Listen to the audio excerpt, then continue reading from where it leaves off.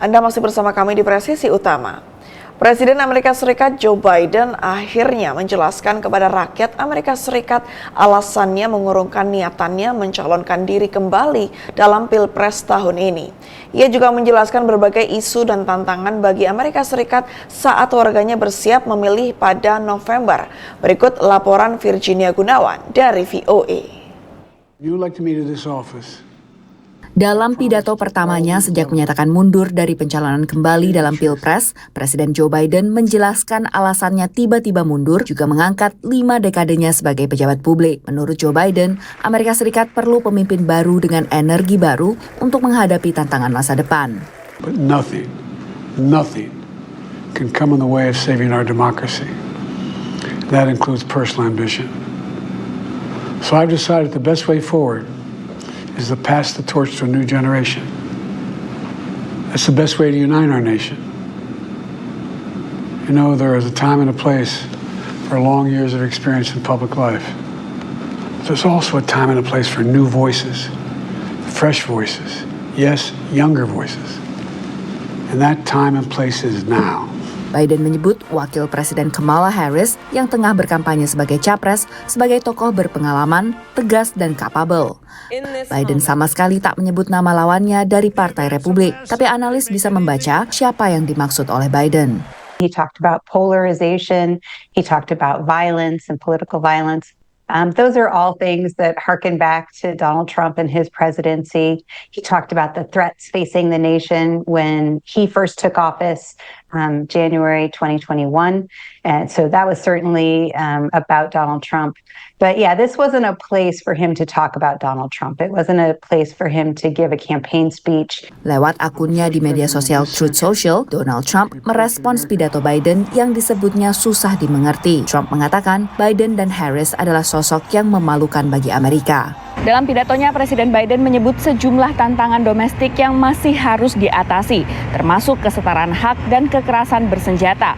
Sementara untuk beragam persoalan luar negeri, Biden menyebut berlanjutnya perang di Gaza dan Ukraina, serta sikap Tiongkok yang semakin agresif di Indo-Pasifik. Isu-isu luar negeri seperti ini menurut analis tak lepas dari perhatian calon pemilih. That's really the concern I think people will have is how does a lame duck president deal with foreign policy crises. Analis mencermati, orang sering lupa bahwa masa jabatan Biden masih sekitar 6 bulan lagi. It's like an athlete that is going to make the Hall of Fame and is retiring and, gets the cheers from the crowds finally, for a long 50-year tremendous career.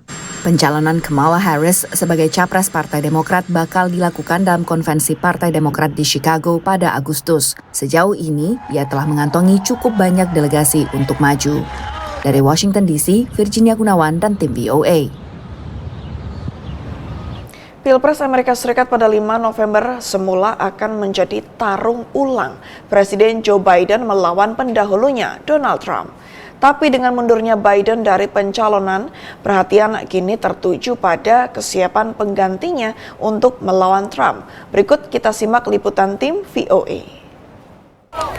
Warga berkumpul di depan Gedung Putih tak lama setelah Presiden Joe Biden mengumumkan mundur dari pencalonan kembali dalam Pilpres November.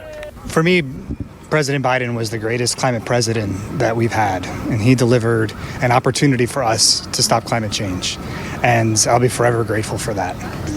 I'm very fond, if that's the right word, of Joe Biden and what he's done, and I would like him to be remembered as a really great president, and I was sort of afraid that his frailty would detract from that. Dukungan bagi Biden telah mulai melemah, bahkan sebelum debat capres melawan kandidat Partai Republik Donald Trump di Atlanta yang ditayangkan langsung secara nasional. Tapi penampilan Biden yang sering terbata-bata dan bingung saat debat menambah keraguan di tubuh Partai Demokrat akan kemampuan Biden yang berusia 81 tahun untuk mengalahkan Trump pada tarung ulang mereka pada 5 November. Mundurnya Joe Biden mengakhiri spekulasi sejak debat perdana Capres AS akhir Juni. Dan ini dilakukan di tengah tekanan kuat internal Partai Demokrat untuk beralih ke kandidat lain. Namun dengan hari pencoblosan yang hanya sekitar 3 bulan lagi, pergantian paslon di tubuh Partai Demokrat ini memunculkan tantangan tersendiri. Salah satunya, akankah wakil Presiden AS Kamala Harris yang didukung Biden untuk maju menggantikannya sebagai capres bisa menjangkau calon pemilih di luar basis massa partai. The real question is whether Kamala Harris, who's a liberal Democrat from California, will have electoral strength in places like Michigan, Pennsylvania, and Wisconsin, which the Democrats need to win to hold on to the presidency. Because most people don't know her. She was elected statewide in California twice. She's very smart. She's sharp. She's a prosecutor. She's run obviously nationally when she ran with Biden for vice president.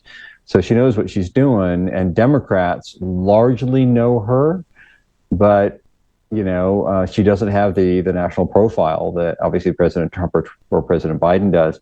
Meski telah mengantongi dukungan Biden, Wapres Harris belum otomatis menjadi calon presiden dari Partai Demokrat. Karena pencalonan ini harus mendapat persetujuan delegasi yang hadir di konvensi nasional partai tersebut di Chicago mulai 19 Agustus. Perhaps you don't want a convention that's completely wide open, because then it tears the party apart as opposed to rallying around one particular candidate. On the other hand, there's probably a lot of Democratic pollsters who are wondering whether Kamala Harris really is the best choice. Harris telah berjanji berupaya sekuat tenaga untuk menyatukan Partai Demokrat dan bangsa Amerika untuk mengalahkan Trump dalam Pilpres November. Ia pun telah mendapat dukungan dari rekan separtainya di Partai Demokrat, termasuk sejumlah tokoh yang berpotensi menantangnya dalam konvensi bulan Agustus. Dari Washington DC, Riut Wasikal, Nova Purwadi, dan tim VOA. Presisi Utama akan segera kembali, tetaplah bersama kami.